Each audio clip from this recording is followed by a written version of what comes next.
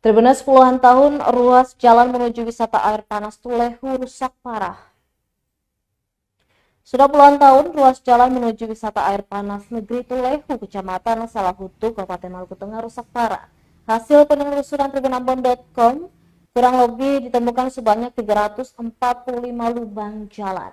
Jumlah tersebut terhitung dari kawasan jalan masuk pertigaan depan rumah makan khas Maluku hingga sampai pada titik wisata air panas dengan jarak menggunakan Google Maps kurang lebih 2,5 km.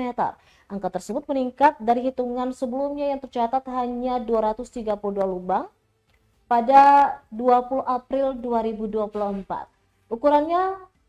Ukuran lubang jalan bervariasi, sebagian besar lubang cukup parah dengan diameter berkisar antara 20 cm hingga 3 meter dan kedalaman mencapai 5 hingga 10 cm.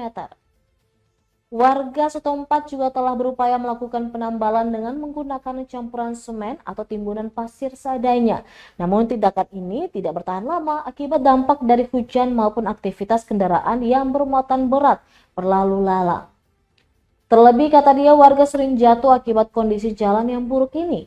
Belum juga akses penerangan yang terbatas hanya di perkampungan. Warga berharap agar ada perhatian dari pemerintah mengingat kondisi tersebut adalah akses utama menuju wisata air panas.